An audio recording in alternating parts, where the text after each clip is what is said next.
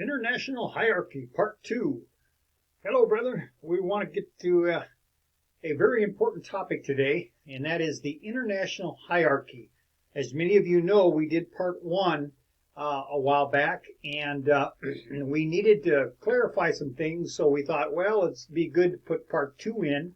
Now that we have seen many things develop around the world since we did Part 1, and excuse me. And I want to say that it is unfortunate that in 12 months' time, we have basically seen the whole world turned upside down. Okay, it seemed like it was last century when we had all the freedoms and everybody was together, sports events, and the whole world, the restaurants were all jam-packed, and everything was quite different a year ago.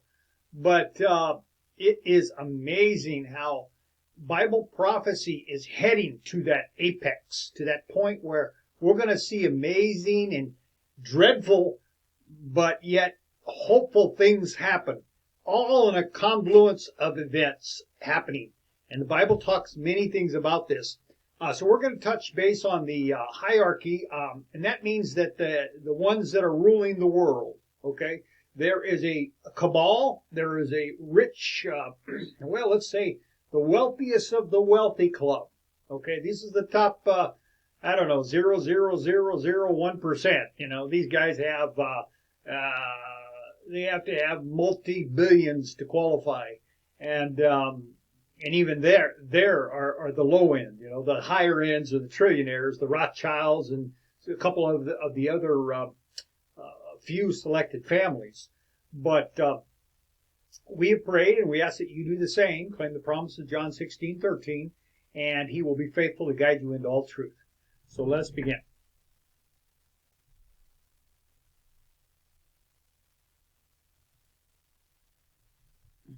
So when we understand the King of the North, we understand that this is ultimately the world's power right now.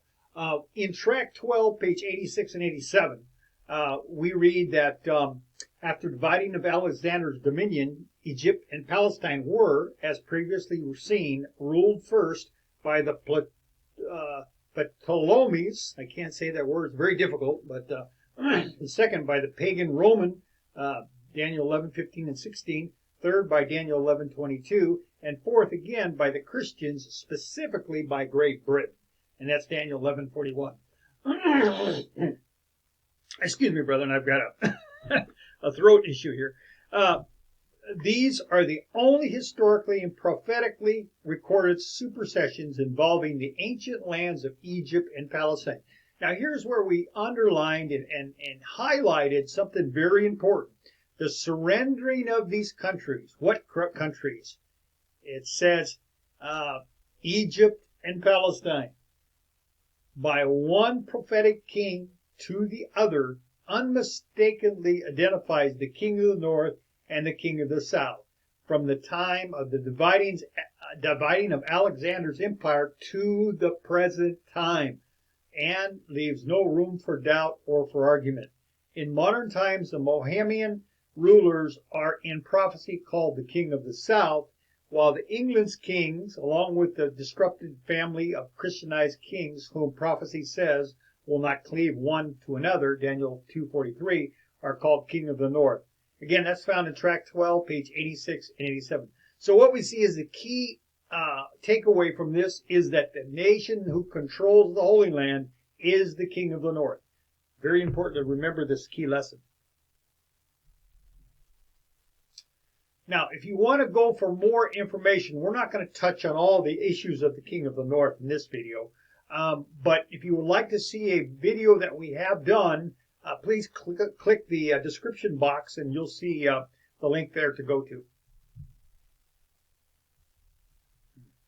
Okay, we're going to go into a beautiful study, brother. And this is the motivation for us putting on Part 2. Brother Jake Morphonius, I guess, is I believe he's from Greek or Greece ancestry. He is so enlightened and blessed by God to know some of the history of the the Rothschild dynasty in regards to the Holy Land.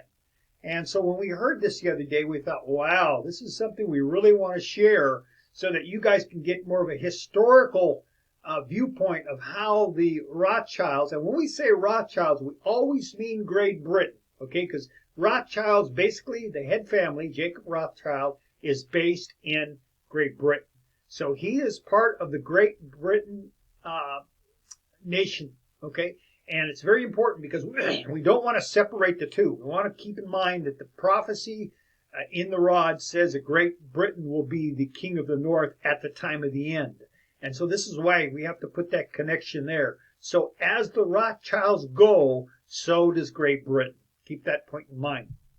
Okay, let's watch this very enlightened video. It's about 20, if I recall, 20 minutes, 22 minutes, and you'll be blessed.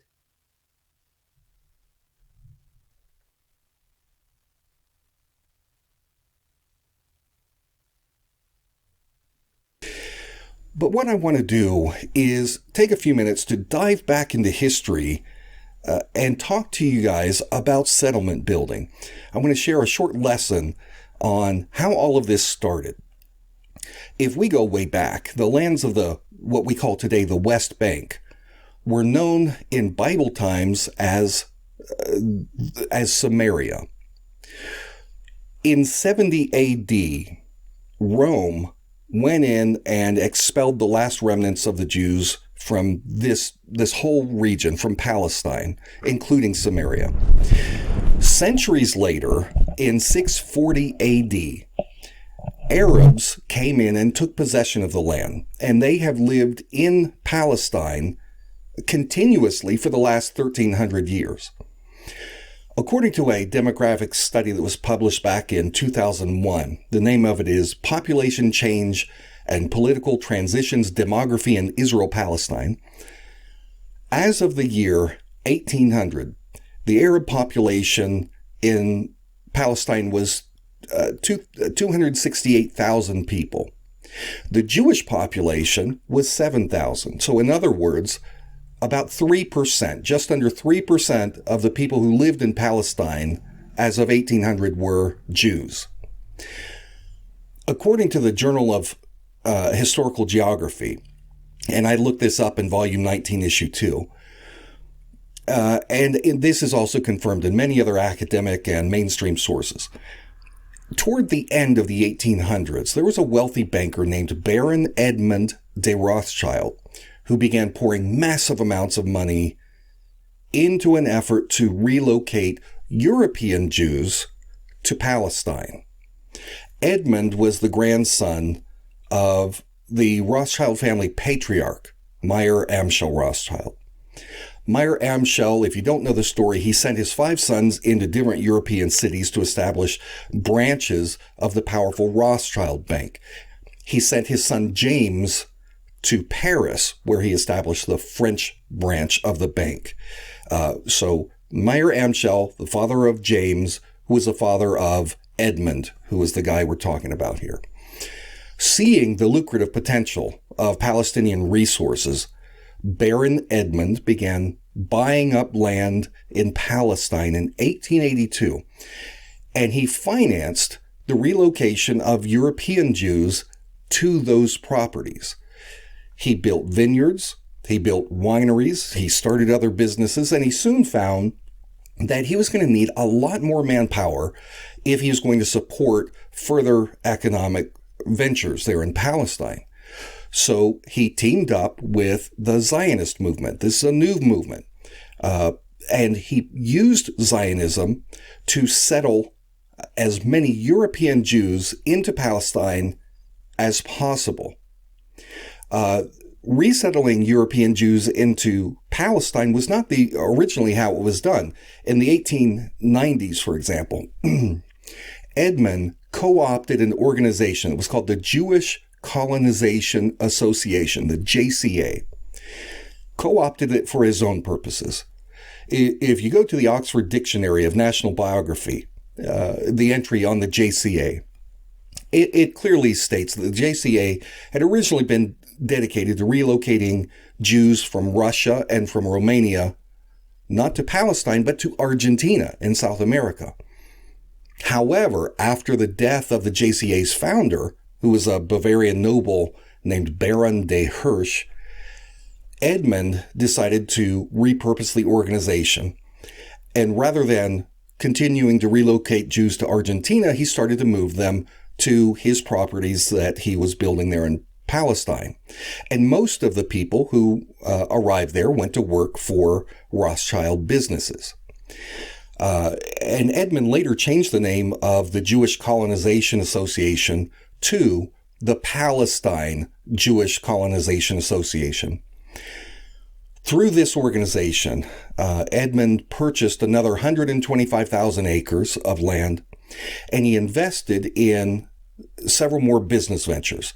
He created, for example, a bottle factory to produce the bottles that he needed for his wineries. He financed farms. He poured money into electric generating stations and other ventures that expanded his financial position. And along the way, Edmund continued to finance Jewish settlements to support these business ventures. It's estimated that Baron Edmund invested more than $50 million to support relocation and settlement building, which was at that time a massive, massive amount of money. But despite this resettlement effort, Jews continued to remain the clear minority up through the turn of the century. The demographic study that I referenced just a few minutes ago states that as of 1914, the population of Palestine was 86% Arab compared to 13.5% Jewish. Now, with these changing demographics, Edward was determined that this burgeoning Jewish minority would hold political power over the Arab majority that vastly outnumbered them. If you go to the biography of Judah L. Magnus, which was written by author Daniel Coatson, we read that in 1931, Baron Edmund Rothschild wrote to this fellow, Judah Magnus, and he told him this, quote, "We must hold the Arabs down with a strong hand." I do want to note, though, that despite Edmund's attitude, during this time period, Arabs and Jews were still living together in peace. There was very little animosity between them. They made good neighbors. They even tended one another's children when they went to work. They got along. Now, Edmund died in 1934, and he's naturally seen as a hero among the Israeli people. His contributions to the Jewish people were widely recognized in various forms. For example, for a period of years, his own portrait appeared on the 500 shekel note issued by the Bank of Israel. You've got Israeli buildings named after him, malls named after him, parks and streets such as Tel Aviv's Rothschild Boulevard. These were named after him because of the monumental role that he played in moving the Jews of Europe into Palestine. Naturally, the native Arab Palestinians are not as fond of Edmund Rothschild, though. This settlement movement that Rothschild started continued to bring a flood of new immigrants from Europe into the land at a breathtaking pace. And these new settlers expanded far beyond the properties that had been purchased by Edmund. And the settlers began to encroach onto Palestinian lands to which they had no legal entitlement. A lot of people are flowing in. And so, for example, from 1929 to 1939 alone, 300,000 Jewish colonizers arrived in Palestine from Europe. So, as you can imagine, this rapid influx of Europeans led to disputes with the locals over access to natural resources, disputes over land ownership, access to religious sites such as the Wailing Wall, the Al-Aqsa Mosque, and so forth. Violence soon became common, and there were atrocities being committed by both sides against the other. But the violence took a marked escalation a dramatic escalation with the introduction of Jewish militias and terrorist groups. And this is confirmed all over the place. Even in Jewish historians acknowledge they call some of these groups terrorist groups. According to Vox senior correspondent Zach Beauchamp, here's what he wrote, quote, "The Zionist militia Irgun bombed the King David Hotel in 1946. The Irgun also bombed Arab-populated buses, markets, and population centers." And he added that these terrorist attacks were intended, at least in part, to drive out the British. This is during the British Mandate period. Drive out the British so that the Jewish colonizers could, quote, "secure Jewish control over the land." So terrorism was used to establish control.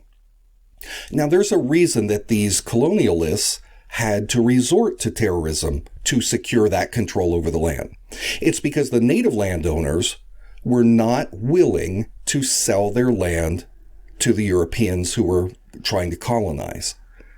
By 1947, the year before the state of Israel was established, the native Arabs continued to be the majority. There were 1.2 million Arabs in Palestine. But because of the Jewish settlement programs, their numbers had dramatically increased to roughly half of what the Arab population was. There was about 630,000 Jews as of 1947. But despite these vastly increasing numbers of Jews, they still had only acquired 5% of the land they were living on through legal land purchases. So the attitude of these colonizers was that if the native population was unwilling to turn their land over, to sell it to them willingly, well, the land would have to be taken by force. In 1948, the Jews declared their independence and immediately launched this massive, bloody attack against the native Palestinians who owned the land. And in just a few months, the Israeli forces, including a number of terrorist militias like Irgun, drove Palestinians out of more than 500 towns and villages, and they claimed the land for the state of Israel. But what this did is it created 700,000 homeless Palestinian refugees. The Palestinians refer to this ethnic cleansing as the Nakba, or the catastrophe. Now, if we look at today's conditions, there are 1.5 million Palestinians who are currently living in squalid conditions throughout these refugee camps in the surrounding areas, such as in Jordan and Lebanon and southern Syria, as well as in the Palestine area, including the Gaza Strip, the West Bank, and East Jerusalem. Since the founding of Israel in 1948, the Palestinian people have maintained that they have the right to return to their homes. This is a right that is denied by Israel, though. Over the decades since the founding of Israel, the Jewish state has continued to not only stop the Palestinians from regaining the stolen land, but they continue to eat away at the remaining lands that are under Palestinian control. And the largest section of this territory is the West Bank. The goal of the early Zionists was purportedly to establish a homeland for the Jews that was safe, where they could all live together. But that has changed. The modern Zionist movement is not just looking for a homeland for the Jews. The modern Zionist movement seeks to dispossess the native population of these remaining Palestinian lands and to build Jewish settlements on top of those lands. Because if you do that, you can form a kind of adverse possession and claim it as your own because no Palestinians have lived on it for a certain period of time. And of course, the way that you keep this propped up is you send in the Israeli military and the security forces to keep Palestinians from being able to get their land back. I spent some time over there in the West Bank. And I visited a bunch of these cities: Jenin, Nablus, Hebron, Bethlehem, Ramallah. And while I was there, I also visited some of the refugee camps. I observed the deplorable conditions with my own eyes. I listened to the Palestinians describe their plight with my own ears. The humanitarian disaster in Palestine that has resulted from this illegal Israeli occupation is absolutely untenable. And the people of conscience, not just in Palestine but around the world, have the right to object to the ongoing subjugation of the Palestinians by Israel. Fortunately, there are many Jews who strongly object to the occupation and abuse of the Palestinians. I'm friends with some of them. I belong to a couple of their organizations. Unfortunately, those Jews are mostly a progressive minority, or Palestinians, or Jews living still in the United States or elsewhere. They are a minority that are relatively powerless against the hardline majority in Israel that does support the ongoing occupation and land theft. The fact is that unless sufficient outside pressure is levied against Israel, unless the outside world comes to the aid of the Palestinian people, Israel is probably not going to change their ways. That change is probably never going to come. And so that's why I support, as do thousands and thousands and thousands of people around the world, a nonviolent campaign called BDS that pressures Israel to begin respecting the rights of the Palestinians. And the campaign achieves this, or seeks to achieve it, by three ways. First, individuals can boycott Israeli products, especially those that are being produced in these illegal Jewish settlements. Second, companies and institutions can divest, which means they can withdraw their investments from Israel and its institutions. And thirdly, governments can place economic sanctions on Israel until Israel chooses to withdraw its illegal settlements and return stolen lands back to the rightful owners, until they end their illegal military occupation and allow families living in exile in refugee camps to return to their homes. And this is something that the Biden administration will have to look at. I don't believe that the Biden administration would come out with a full-on economic sanction against Israel, but even withholding funding from Israel over settlement building, that's something. It's better than nothing. So, at the same time, let me just speak to the other issue. We have to recognize the reality of the situation. There are millions of Jews living in Israel today, and they're not going to go away. They live there. Despite the displacement of the Palestinian people, we have to also recognize that one wrong does not justify another. The Jews that live in Israel are human beings just like everyone else. They have the same hopes and dreams as anyone living anywhere else. They have people they love.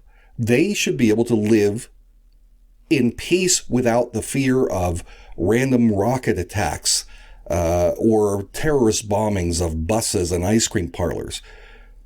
The solution to this Israel-Palestine conflict is not going to be resolved with bloodshed. Palestinians absolutely have the right to defend themselves when they are attacked. They have the right to stand up and defend their property from theft. They have a right to organize a resistance against aggressive abuse by this brutal Israeli military and security forces. And it is severe, the abuse that is committed against the Palestinians by Israeli forces. But it is a fallacy for the militant extremist factions in Palestine to believe that they are somehow going to force all of the Jews from the land through bloodshed or terror. So the Palestinian people, in order to keep the international community on their side, they must be swift to speak out against these extremists that live among them. Violence is not the answer. Fortunately, as I interviewed dozens and dozens of Palestinians myself, I heard, and I can tell they're genuine. Violence isn't their goal. Eradication of Israel is not their objective. What they want is for Israel to stop taking their land. They want Israel to end the illegal occupation and let them live in peace. The Palestinians want to live in peace as neighbors with the Jews, with equal rights under the law. But what they are not willing to do, what they cannot do, is tolerate the indignity of living as a subjected people. I do believe that Jews and Palestinians can live in peace together. They did it for 1,300 years. They lived together in peace.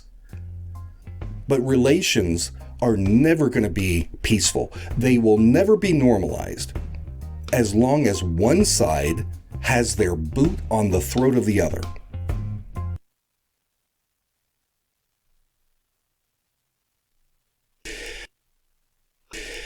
But what I want to do is take a few minutes to dive back into history. Okay, brother, we heard from Brother Jake there, and he had a lot of good points.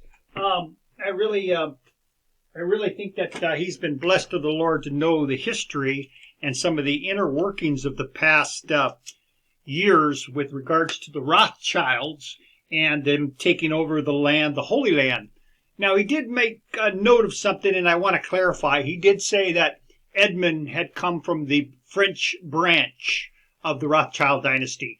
And so some may say, well, what does that have to do with Great Britain? Well, Great Britain was known as the mother branch, the head branch. And so these have branches. I think there's one in Germany, one in France, and different places, maybe 2 or 3 places around the world. But the mother home where the ultimate decisions and the head hierarchy come from is Great Britain. So, and we know that from the Balfour Declaration in 1914 came from Lord Rothschild, I believe it was, from Great Britain. So a lot of this still stems from Great Britain, even though he mentioned that Edmund's father was from France, or had the France headquarters there. But we want to remember that because the Rothschilds rule this land right now, the Zionists, that's their technical name of their group, the Zionist movement. We know that in Daniel 11:45 it says that, and he shall plant the tabernacles of his palace between the seas and the glorious holy mountain, yet he shall come to his end, and none shall help him. So very soon this ruler of the Holy Land shall come to his end. And there's not going to be anything he can do. Nobody's going to be able to come to his rescue. This is going to be a change of kingship.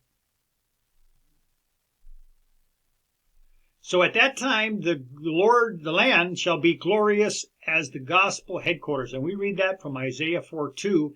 In that day, the branch of the Lord will be beautiful and glorious, and the fruit of the land will be the pride and glory of the survivors in Israel. And then we'll get, of course, we have that very, very well known Isaiah 2, verse 2-3. And it shall come to pass in the last days that the mountain of the Lord's house shall be established in the top of the mountains, and shall be exalted above the hills, and all nations shall flow unto it.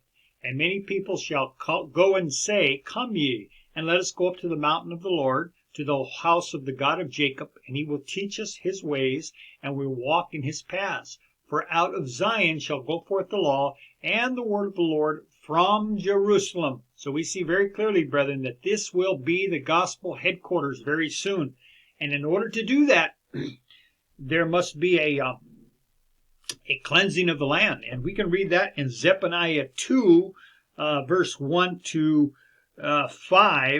And if you have time, please read that. That's describing the great nation coming together in the final days, and the Lord's wrath coming upon that nation soon. And you can also find the information in Zechariah 14, verse 1-4. So Zephaniah chapter 2, verse 1-5, and then Zechariah chapter 14, verse 1-14. Will give you some good information of how the actual changing of the guard will be. In other words, it's going to be a great war, and there's going to be a change of guard, and the Rothschild dynasty, the Zionist movement will be defeated. Okay, so it's going to be a glorious time, and truth will emanate from his holy land, like from the very beginning. The truth will come from there, and it will be beautiful, brother. Okay, so that concludes this part 2 of our series on the international hierarchy. We hope you've been blessed. It's a very tough time that we're living in. The New World Order is making its final move. The COVID and the restrictions and our freedoms of speech and all these things are trying to be shut down. But the Lord is not sleeping. He knows very well what's going on, and his word will come to pass, that great war is the next big event to happen over Israel, at which time the 144,000 are exposed to view.